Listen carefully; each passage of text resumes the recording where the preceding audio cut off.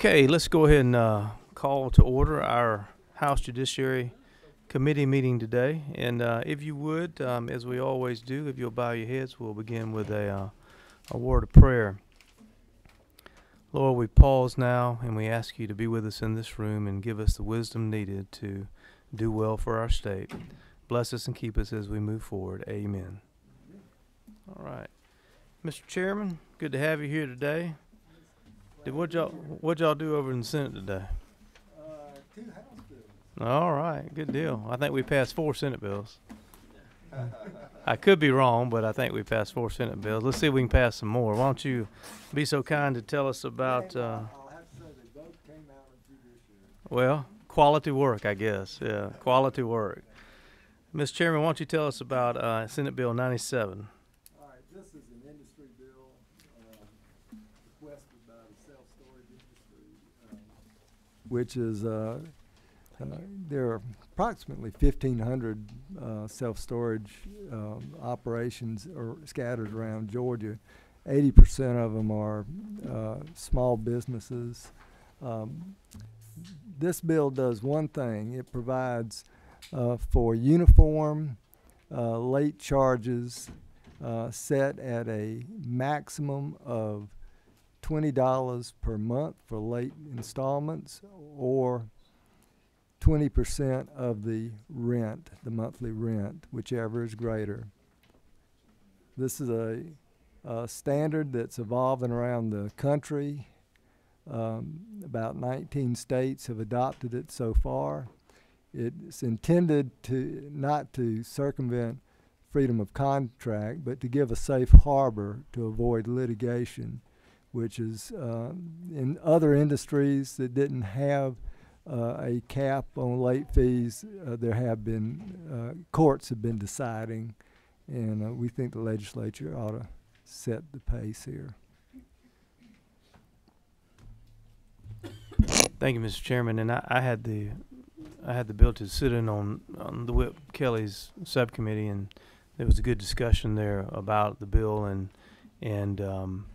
one part of the discussion was really almost the approval of the fact that the industry is to some extent self-policing, and that they looked out and saw probably some needed guidelines that all of them should abide by, and they kind of brought that to us.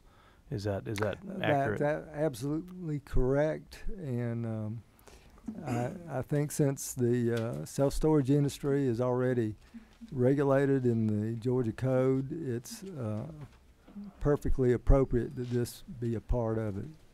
Absolutely. Okay, questions for Chairman Stone. Is that Mr. Reeves? Is that you? It is. Thank you, Mr. Chairman. I just wanted to say to the committee, I was on the subcommittee for as well, and this is a very common sense bill. Initially, I was confused about the cap on the late fee payments, but they still would be able to recover if somebody didn't pay for a year. Then they still would be able to seek full payment.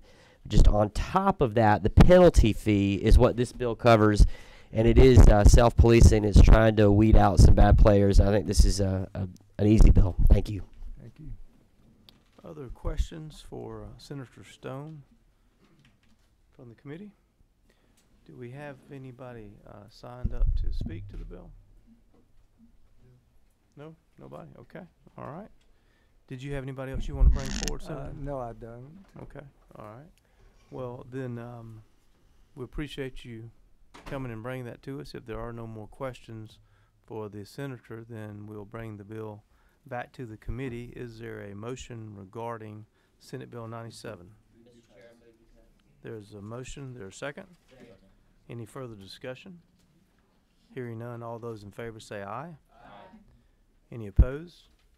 You're off the rules, Mr. Chairman. All right, thank you.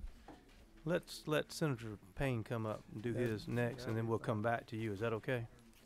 All right. Yeah. Senator Payne, you want to come on up?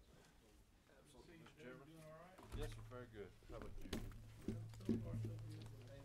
It's not over yet, but it's always a reason to be hopeful. Good to have you with us today, and appreciate you coming. And why don't you tell us about Senate Yes, Mr. Chairman, the committee, Senate Bill 104 is came to me by the Georgia Policy Alliance of Georgia, and they brought it to me because in the code right now it's already required that you have parental consent before a hospital issue a do not resuscitate order on a minor or child. And so, but there was one part in the phrase of the language of the law that said a parent may consent. That's in section 2. A parent may consent orally or in writing, and we're just really trying to get rid of the word may to make it clear so it'd be concurrent with the rest of the law. And so with the Judiciary Committee in the Senate, we made some changes to section 1 and then of course working with the Hospital Association, we made changes to section 2. And then this morning within the Judiciary Subcommittee of the House, we made some further change to section 1 as it is now to say change the language back to just further clarifying where a parent is in a legal sense. That a parent or person with legal authority to act on behalf of either the minor or, and just to further clarify what who the parent is to make those decisions.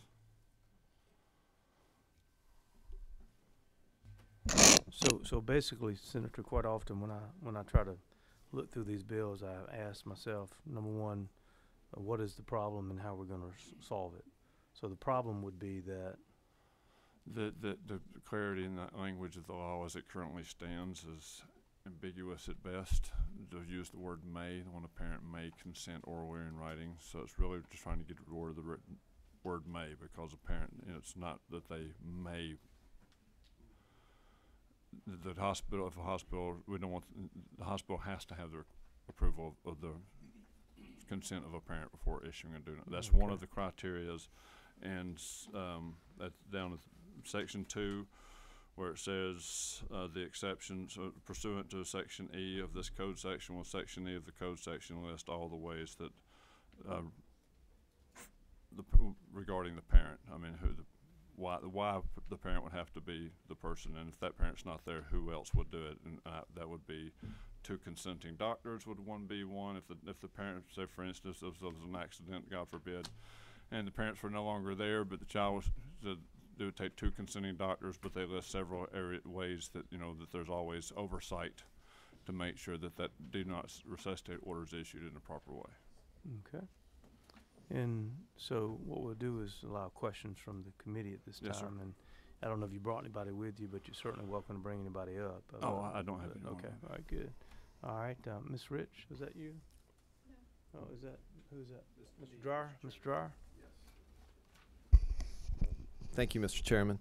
Senator, have there been any specific problems that we've seen in Georgia that have necessitated this? No, this is all started with Public Policy Alliance of Georgia. The reason they brought this is because in 2010, there's a young man named Simon, I think it was in Missouri. It was kind of a situation. He was just months old, and when their son, after their son died, is when they were found out there was a do not resuscitate order placed on their child, and the doctors really got to the point where they just kind of walked away at a certain point.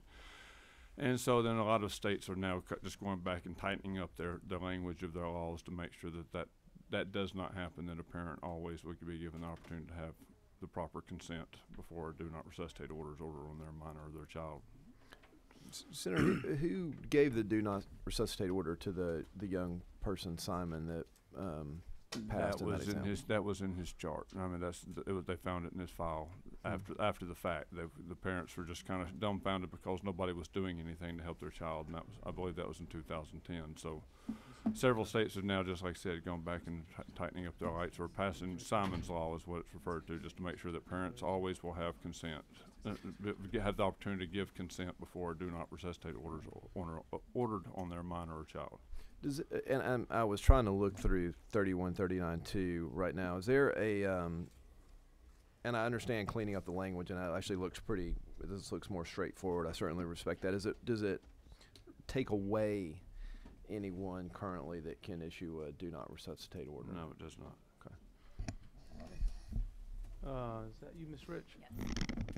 Thank you, Senator. So I was pulling up the statute, and I didn't have a chance to completely read through the statute as it exists, but I'm assuming that somewhere in here there is a requirement then that parents are notified that there is a do not resuscitate order Yes, for their child? that is in section 3139(2). Okay. It's not shown on the legislation, the Right, proposed well, I legislation. mean, It's in the statute. Okay. In the code section, Okay. a parent already has to give consent. Okay. Thank you. But the follow-up language, this language that comes in 3139(4), just was ambiguous to the previous language. Chairman Administration, is that you? Thank you, Mr. Chairman. Okay, so as I view it, it's more than just cleaning the language up, Senator. It looks like, first of all, it's really flipping the burden from, as law reads, any parent may consent orally or in writing to an order not to resuscitate. But then it's flipped. It says when a minor child, your language is when a minor child is a candidate for non-resuscitation, an order not to resuscitate may be issued only with the oral or written consent. We flip the burden with your language. In other words, a parent would have to provide oral or written consent to stop it effectively. Otherwise, it could be done. And it also says may be issued, not shall. So it's not going to require that that be present. You follow me? Well, that's because of the exceptions. No. The code section, you can't put a shall because that's not the only way that a do not resuscitate order can be issued. Okay.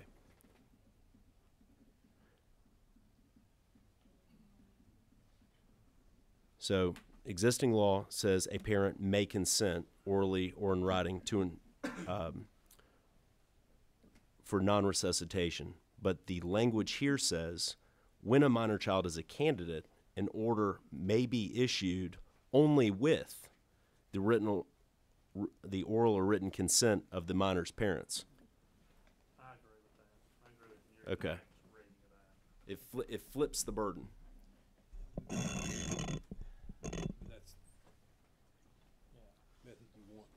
Hold on a second. Mr. Whip, Mr. Chairman Welch, I want to.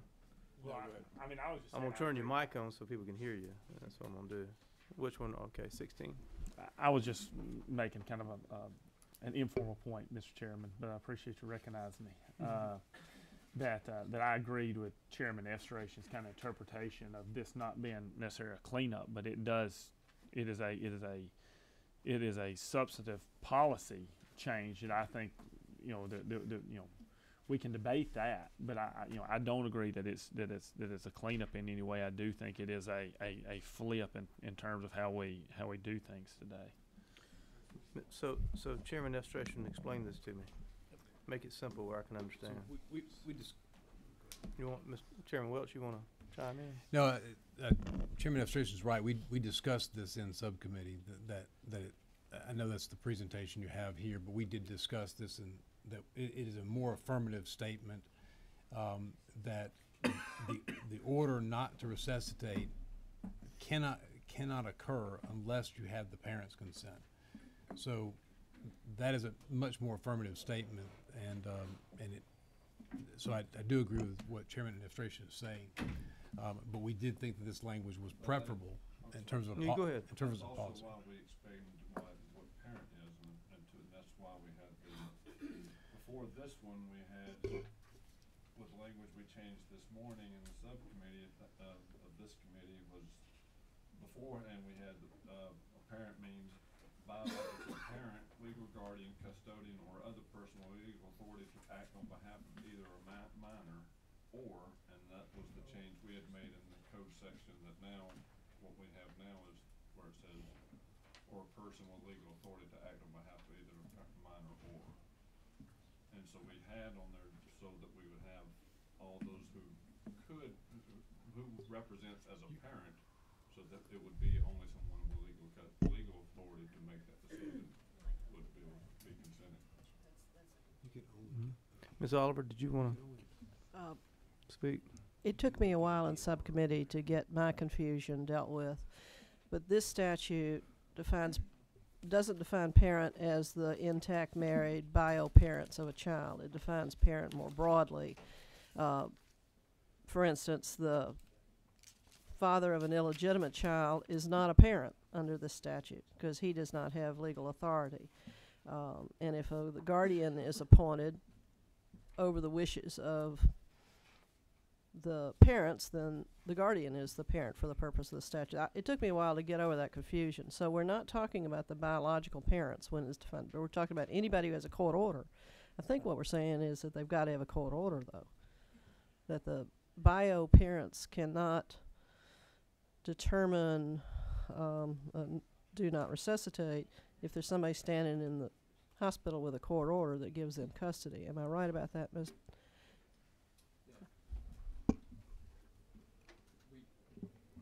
Mr. Chairman, we did discuss that at length, and the language that had been added, we felt like the parental definition that came to us in the original Senate bill created an ambiguity and a problem in terms of enforcing, because it wasn't clear whether or not the biological child really had custody. You could have competing interest. So we struck that language and we put in what you have there, and I think that language is very clear. Only those that have custodial care rights or guardianship rights for the child would be the ones to weigh in. Those would be the parents. So those that can make the legal decisions are the proper ones to weigh in. And the language in subsection 2, it's a kind of a confusing read because it's a double negative, but at the same, but the way it works out is that you cannot issue effectively a do not resuscitate without the parent's consent. Mm-hmm. And so I think it's a strong policy decision so that at least those that have, I think, the best interest of the child at hand, typically the parents, with legal control over the child, will be a part of making that decision. Ms. Oliver, did you want to? Ms. Oliver, which number are you there? All right, 17, go ahead. For full disclosure, this is important to me in the subcommittee.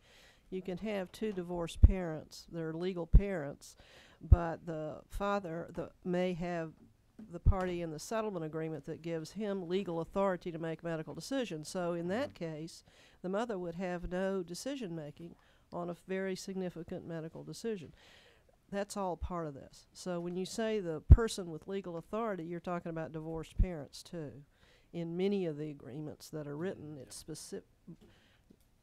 A joint custody agreement does not resolve this issue when it says the mother shall have medical decision making. Mm-hmm. Senator, did you want to add? Yes. Right now, it's in the definitions of 3139(2). A parent currently is listed as a parent means a parent who has custody of a minor or is the parent of an adult without decision-making capacity. Pull the mic a little closer to you there, Senator. I'm sorry, say that again. Right now it currently states that a parent means a parent who has custody of a minor or is the parent of an adult without decision-making capacity. And that's the current language. So because that one did not include, we tried to tighten, or the Judiciary Committee tried to tighten that language up because a parent needs to be obviously one that has legal decision-making capability, because it could be the non-custodial parent that doesn't have any parental rights. Mr. Jones, did you have a comment? Thank you, Mr. Chairman. Chairman Welch and Chairman Efstration, to Chairman Efstration's point about the may. I'll withdraw my comment. Oh. I've reread it. I've changed my mind. Yep. Sorry about that. Okay. Okay. All right. Ms. Jones, did you have anything further? Yeah. Okay. All right. Mr. Dreyer? Thank you, Mr. Chair. And I hate to get back to a withdrawn comment, but I guess it kind of raised the issue in my mind if an order may be issued only with the oral or written consent of a minor's parent. Is there any limitation on a parent issuing such an order? Because it doesn't give them the right necessarily the way this is written. It says they may be able to do that. That's just the concern. Chairman Welch, Mr. Dreyer asked you a question. were you referring to the current language that's struck through, or are you referring to the new language proposed? The new language says that the order may be issued only with So the oral written consent of the parents, but it doesn't necessarily suggest that would satisfy all the requirements. The order, well, see, I'm not sure I'm going to answer your question, but the order would be issued by the doctor. So it's not, the parents aren't issuing an order, or a judge. It's the doctor issuing the order. That's going to be the outcome for the child. You know, do not resuscitate the child. So in that context, he cannot do that. That order cannot be issued, and that's what they're trying to achieve without the oral or written consent of the minor's parent. And I think that there is some subcurrent discussion about, you know, is that one parent or both parents, or you know, that kind of thing. And we did not delve into that because the current law is parent, and it's a singular context. So we didn't change that policy decision, but that, of course, that's before the committee. Does that help? It does. Thank you. Ms. Rich? And Hold on a second, Senator. Do you and I want just to say add to something? that, Sure. I said that was truly my intent from the beginning. Our intent from the beginning was not to change the intent or the law, but just to clarify the law as it currently stands. Ms. Rich, did you have a question? Yes, thank you, Mr. Chairman.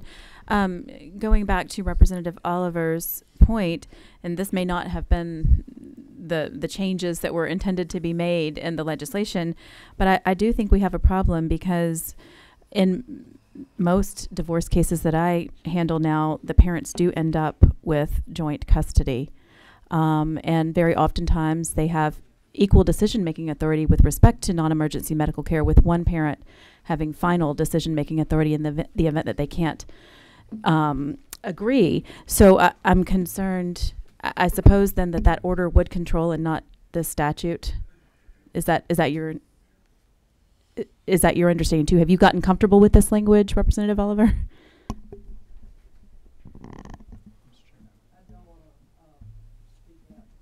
Go ahead. I think here's a practicality, because I've been involved in these cases at the hospital, which are nightmare cases.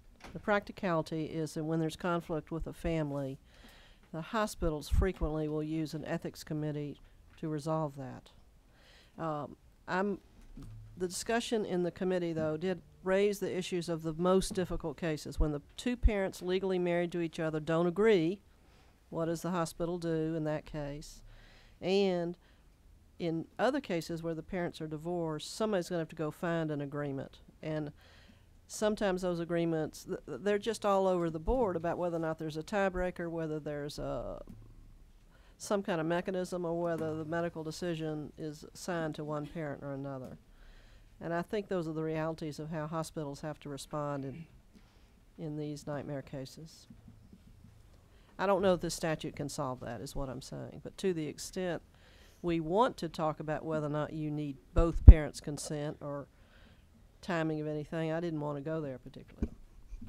Chairman Welch? Yeah, so to be clear, that subsection E, the reference to subsection E there in the new language, that subsection has the three different alternatives by which a doctor can seek. So if parents are absent, I think if they can't agree, there's a review, there's an ethics board, two doctors can confer, and then there was 1/3 mechanism.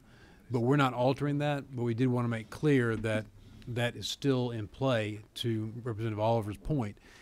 And remember, since we're not changing the current law as it pertains to which parent trumps which parent, right? We're not changing that. We're allowing the current process that hospitals use today to stay in effect.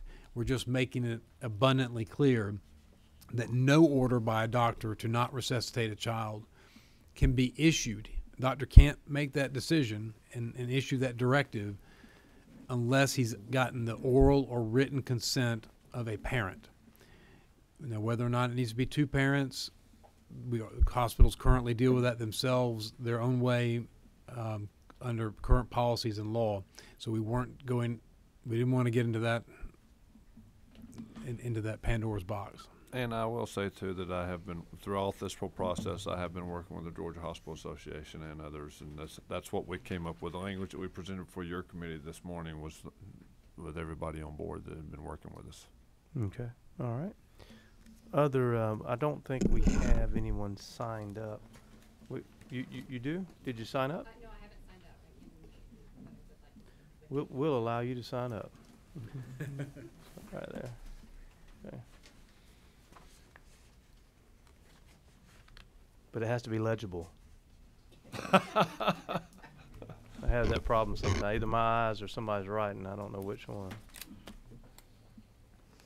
Speaker got Don Hogan good today, didn't he? He did. He got it great. Would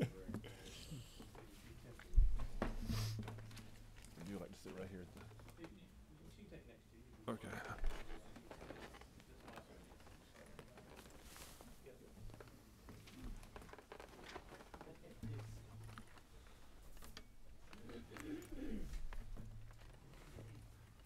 Thank you for showing us and helping with this. Carrie Conley, we appreciate you coming today, and you're with the Georgia Hospital Association, and we'd love to hear from you. Welcome. Thank you, Mr. Chairman. We have, as Senator Payne, thank you. As Senator Payne has noted, we have been working with him going on 2 years now to address his concerns regarding the clarity of who can consent. And we certainly agree with him that it has not presented itself as an issue yet in the state. We're not aware of that happening. And operationally, as Representative Oliver pointed out, hospitals deal with this very difficult issue on a regular basis. And what ends up happening when there is not agreement between two parents is that if you go to the ethics committee and get the social workers involved and you can't come to an agreement, then essentially no do not resuscitate order is issued unless a court order becomes, one of the parents seeks a court order to do that. So I will admit that I feel a little bit bad after that discussion and how we worked our way through this, that I actually have a different concern related to the new definition of parent than what anybody has brought up yet. And that's because this definition isn't only used in subsection D as it is below. It's also used in a separate place up in the definition section in 3139.2 to help define the list of, quote, authorized representatives that can consent to a do not resuscitate order for an adult who lacks capacity to do so. So we're talking about somebody that's unconscious. And so the concern I have from hearing the discussion is that when we loop in that legal authority term to an adult without decision-making capacity, that has an impact on a parent's ability to consent to a do not resuscitate order for an adult child, and would essentially skip over them in the list and send it right to a brother or sister. And so I think there are some ways that we can work through that with moving some of the language around in the definition just to make sure that that legal authority piece doesn't apply to an adult without decision-making capacity. But that's the concern I have with this language. We have worked closely with the senator to make sure that we're all in agreement that the language in Section 2 doesn't make a major policy change in terms of do not resuscitate orders here in the state, but is just clarifying. Okay. Questions from committee members for Ms. Conley? Any questions for Ms. Conley? Mr. Whip? I don't necessarily have as much of a question, Mr. Chairman. I recognize, I guess, the issue she just raised, and with it being something so sensitive, I just don't know if we'd be better off holding this today to see if we can address the concerns of the unintended consequence, which is what I always feel we need to be most concerned with in this committee, and then coupled with the fact that we don't have, we have not seen this as an immediate need and problem in Georgia. I think it would be wise for us to at least take a couple more days and see if we can make sure there's, we button up any unintended consequences. Other That would be my motion. Chair's not ready for a motion yet. Any other questions from anyone? Ms. Conley, you've heard the whip's concern, and you raised it, and we understand that and want to be sensitive to it. And I think the senator's intent is very good. He's trying to solve a problem here, and by solving one problem, we apparently may have created another one in your mind. Would you? I know you already have worked with the senator. Would you work with the senator on this, and possibly the subcommittee chairman, and give him some proposed language that may help us sort this out? And normally, well, not always, but sometimes we send this back to subcommittee when we're going to do that work. But we're still early in the process. But I'm just going to hold it here in the full committee, so we don't have to go back through the subcommittee process, and that'll save us a day's time if y'all can come up with some language that we can work together and get it back to Mr. Reed, our attorney, and also the subcommittee chairman. The whip has some concerns too. So what I'm gonna do, Senator, is just hold the bill for now, and let y'all work on that and try to get that little piece worked out there. It's first time it's ever happened in Judiciary that we solve one problem and cause another one. Never happened before down here. Never heard of it. Unusual. So Thank you, Mr. Chairman. Thank y'all for coming today, and I appreciate you bringing it to us, and we'll work on it. Okay, thank you very much.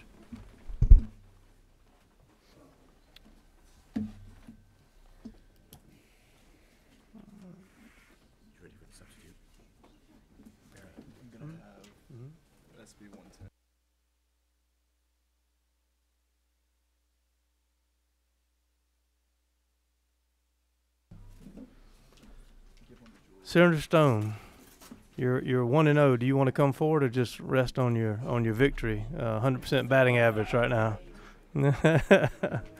No, having too much fun.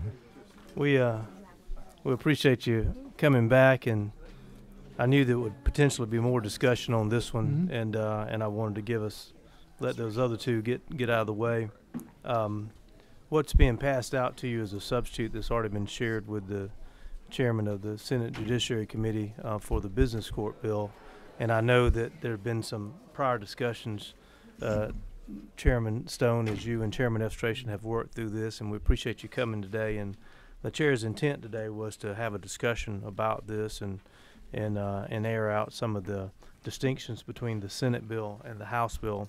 I will say, and I'll let Chairman Efstration and you talk about it a little more. We did take the Senate bill and have some discussions. I think this has all been shared with you of parts of the Senate bill that we liked and we thought did a better job and put those into the language, or either change the language in the House bill.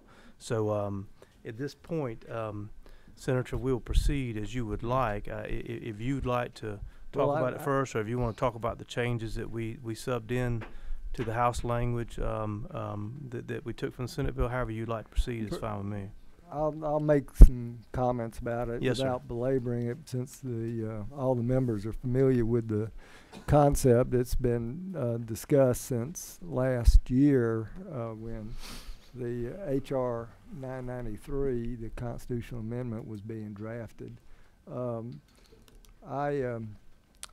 try to just focus on some of the differences between what passed the Senate and the current sub.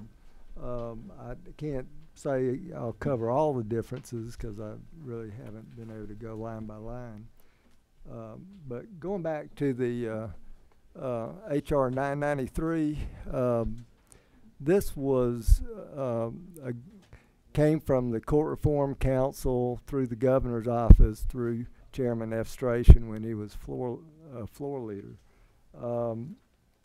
The Senate engaged in this the constitutional amendment, and as a result, we were able to come to a consent or a consensus draft that passed that had three things that were different than the original HR.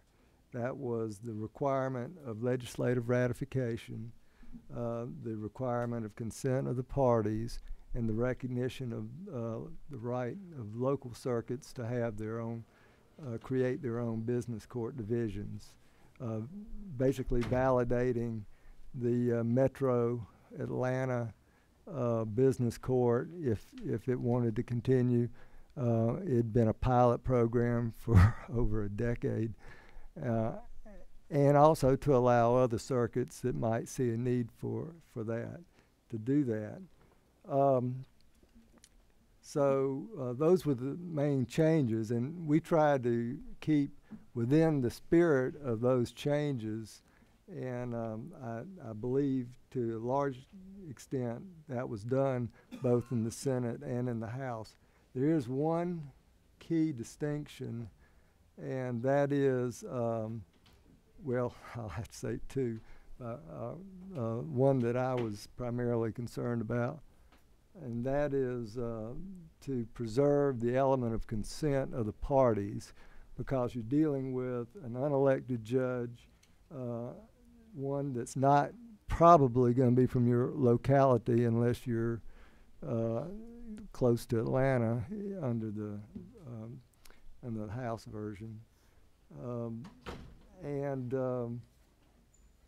one where hearings, even though they may be done telephonically, pre-trial would be in a distant, from a remote location, and parties may just prefer to go with the local business court division if that's been established.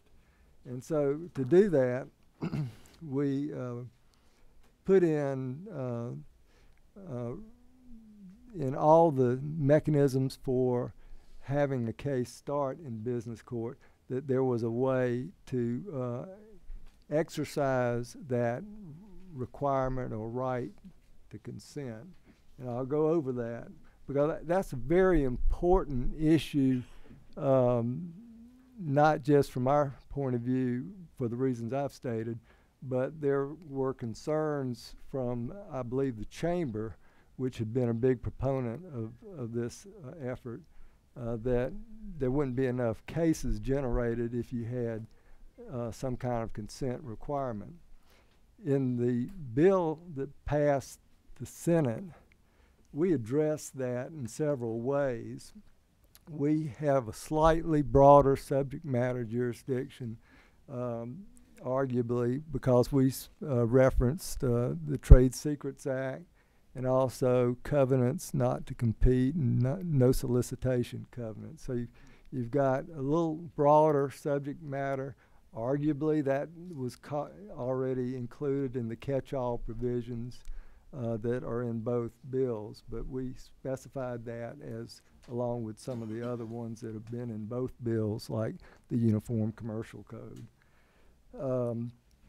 We also provided for a lower filing fee for cases that can involve as little as $250,000. We thought a $5,000 entrance fee would deter people from utilizing it, so ours was $1,000. Other methods include if a case is filed in the business court initially, the parties have 60 days to basically remove it to a local jurisdiction. If they did not object during the 60-day period, then you'd have your consent there. There's a provision for recognition of agreement after a case is filed, agreement between the litigants, and this is probably the most important part, there's recognition of forum selection clauses that would specify the statewide business court.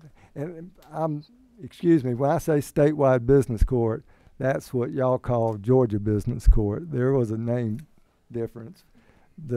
We tried to keep it close to the original name. Which state's yours? Huh? Which state's yours? Well, I claim to be from Georgia. Oh, okay. Thank you. But I thought since He's my senator, I can make such comments. Oh, absolutely. He's one of my favorite constituents. This, I think, as confidence grows and is built over time, will be the biggest way in which parties reach the statewide business court, and that is through contract forum selection. So we did all that. That's not in the House bill. I understand, and I'm not going to object to whatever y'all pass today, but that issue is going to have to be addressed at some point in time. Now, the worst case scenario, if we don't get an agreement, we still have given the local circuits free rein to create their own divisions, and the Atlanta division is up and running fine. So I will comment briefly on the provisions that I believe the clerks had requested. I'm fine with those. Those were added, I believe, in part Roman numeral 4.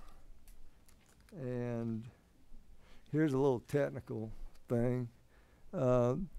We passed a bill that changed the name of law assistants to law clerks and legal interns, I think. But we made that nomenclature change in our bill.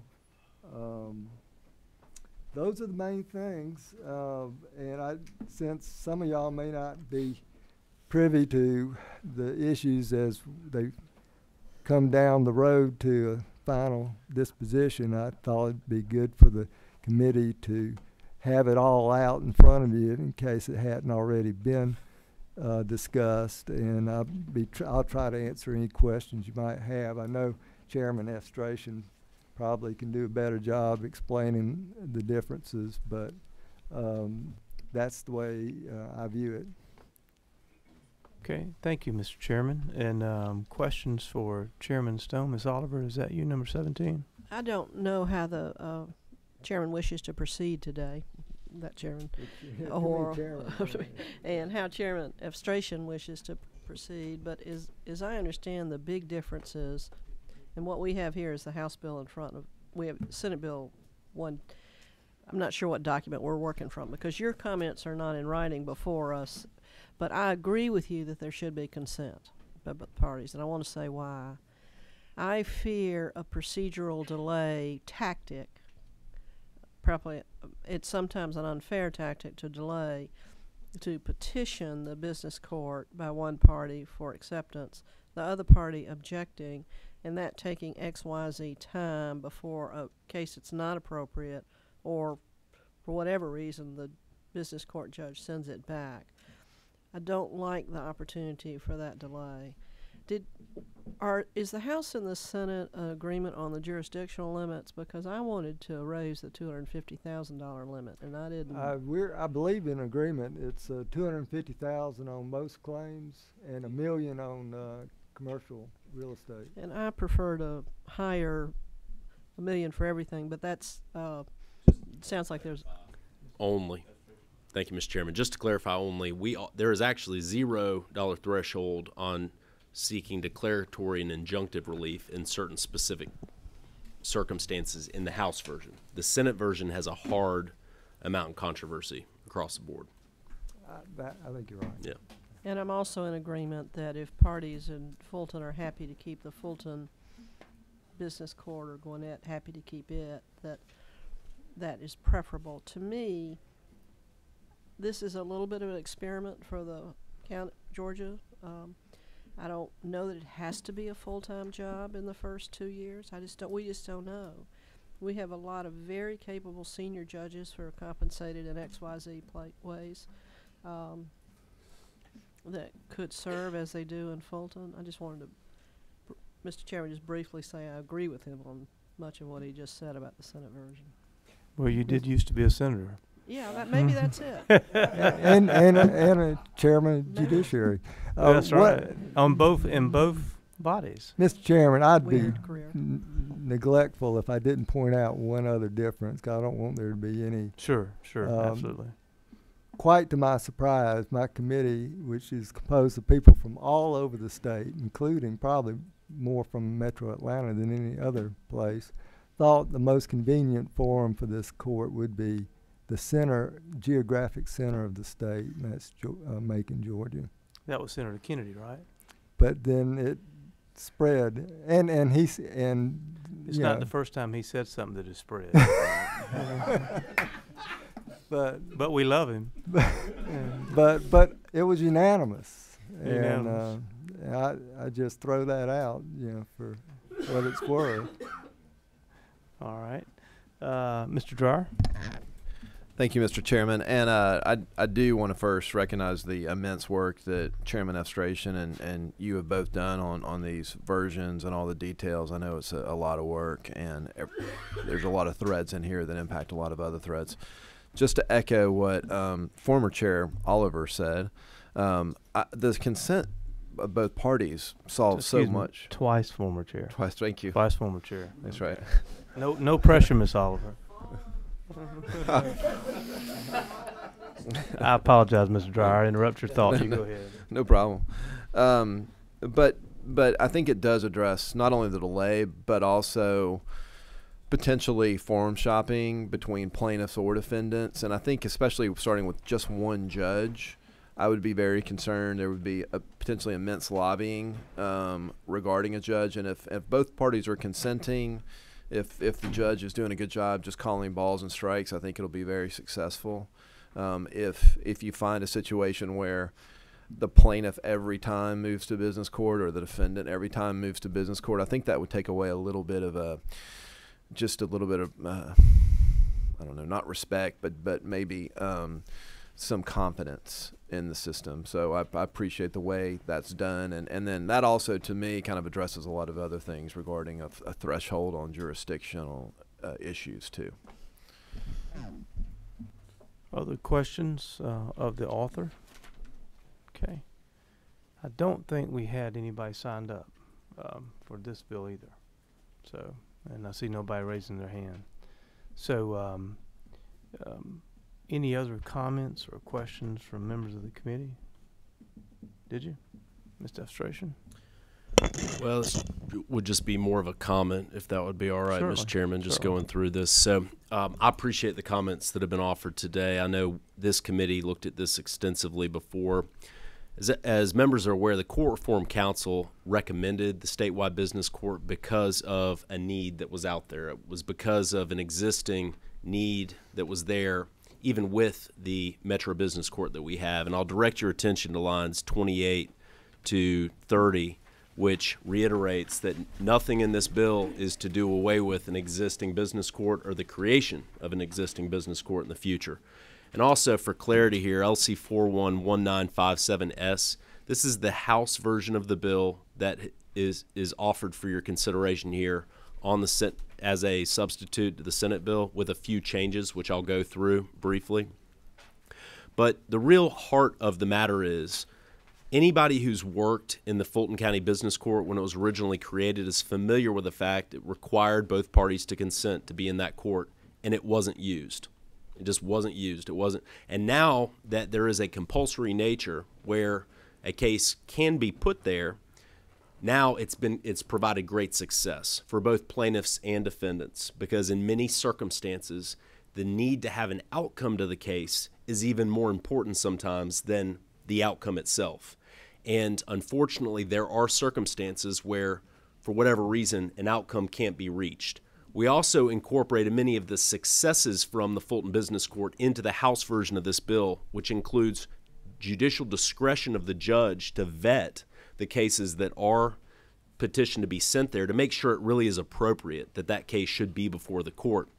And what I would to the Representative Dreyer's comments about forum shopping or venue shopping, of course the plaintiff is under the House or Senate bill is always going to get to decide. The plaintiff could always file directly in the court, and so that's always out there.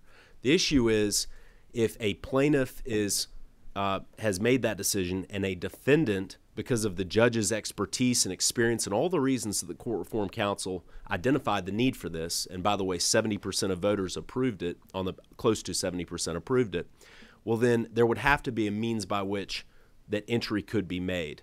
And so this really brings us to and I'm really jumping ahead here, but this brings us to the crux of the disagreement between the House and the Senate, and that is Section 4, Paragraph 1 of the Constitution. And this is the language provided by the Senate last year in considering House Resolution 993, and that is for referring to the courts. They shall have this is jurisdiction of superior courts. They shall have concurrent jurisdiction with the statewide business court in equity cases. A superior court, by agreement of the parties, may order removal of a case to the statewide business court as provided by law. And so a couple of notes here. First of all, state court is not mentioned. Many business cases are in state court, but that is not included in what is in the Constitution now. Also, it says, by agreement of the parties, a court, superior court, may order removal. And my position is may order and removal is really a different circumstance than what is contemplated here as transfer. And we put this in front of many smart lawyers who agree with my position that a transfer provision, as is included in this bill, will withstand constitutional challenge and will allow the court to be successful and operate with the experience that we have from the Metro Business Court. I understand someone here might disagree with me. Chairman Stone very well might disagree with me about that, but maybe what I'll do, Mr. Chairman, is I will just go through the other changes that are in this bill so that the members fully know. I know that we discussed this at length in the House committee already. So, yes, there is a difference in the name, and the Georgia Business Court name was actually the recommended name from the Court Reform Council. Statewide Business Court, it's lowercase s and w, so it was, we could name it what we wanted, and we thought that was appropriate. It also mirrors, I understand, Delaware, North Carolina, which is our model. The court would be located in Atlanta because we'd have one statewide district initially. I understand the request for Macon from the Senate. Of course, many of our businesses in the state are located in Atlanta, but or major businesses that potentially would be utilizing this. But that is maybe less material because I'm hopeful in the upcoming years we're going to have multiple districts in the state, and we'll have courts sitting by district in other places. If you move to page 5, the first important part that we didn't include from the Senate bill but wasn't in the House bill is really a tolling provision. It's lines 164 to 171. And this is the concern that was raised earlier that it might be a way to delay or cause problems in the case. If there's been an attempt to send it to the business court, that will in no way, that will toll any issue as far as the statute so that there wouldn't be an argument that you could dismiss or it couldn't be used for tactical reasons. If you flip to page 9, lines 287 to 288, Senator Stone's bill had a very good idea, which we've copied here, which is that the clerk of the Georgia Business Court's salary would be indexed to the clerk of the Court of Appeals. And so there would be we had an issue before about who would set the salary of the clerk and how there would be independence. This way it's been addressed. And then the other major change was briefly mentioned by Chairman Stone, and that is Section 4, which I don't believe there's any disagreement with here. And this is just a rider to the bill concerning the clerk's language to address the new e-filing framework that we have in place in the state. The filing fee issue was deliberated extensively by this committee for the reasons that we want to try to reduce any cost to taxpayers, and we understand the filing fees, that $5,000 compared to the amount in controversy for many of these cases is very minor. The House took a position actually greater than the bill that I originally brought to set it at 5,000. And I believe those were the major issues. We did not include the trade secrets or covenants not to compete, but we're certainly agreeable to that ultimately. It's been a pleasure working on this bill. We was able to draw up language with the assistance of local attorneys, and I'm very excited that the House and Senate bills are so similar. It's just on the transfer provision, I would submit is very important that we maintain as it exists in the House for the reasons that I stated earlier. I think that the success of the court will depend on that issue. Thank you. Mr. Chairman, did you have anything else? No, I think. Okay. Any other questions or comments from members of the committee? Well, the chair's intent today was to, because the senator was already going to be on here on another bill, to go ahead and begin this discussion that we had today, and go ahead and let some of the committee members hear about the differences between the Senate bill and the House bill. Now that we've begun that discussion, you know, my request is for the two chairmen to continue to talk to each other about this as we move ahead, and now you'll have time to have conversations with the committee members on both sides about these things as we work to try to get a conclusion that we can all agree upon on this. So what I'm going to do is we didn't send this back to subcommittee because it's been discussed so well. I just pulled it straight to here for this discussion because more members would be here, and we'll continue the progress. It's still fairly early after crossover day, so I think there's plenty of time, and we've got both bills that have come across to work with. So I appreciate you being here today, Senator Stone. Thank you for calling the bill so quickly. Absolutely. Any other questions about that or any other comments before we wrap that up? Thank you, Senator Stone. We appreciate you being here today, sir. Thank you. Okay. All right. Well, that being the last bill that we had on the calendar, I will tell all of you that I think it's next Thursday. Is it next Thursday that we have a House photo? As y'all know, because of the wall back here behind us, this committee for years has taken a photo of our staff. It's always nice for our interns and our externs to get to take that picture with them, particularly with some of y'all in the photo. And we're going to do that again on Thursday. I think it's upon adjournment, isn't that right? So we'll, what's that? So that sounds right. Upon adjournment, but just keep that in the back of your mind and we'll remind you again. I assume that the full committee will probably meet on Tuesday. I know that some of the subcommittees will continue to meet between now and then for your scheduling purposes. But unless there's anything else to come before us, we'll stand adjourned. Thank you very much.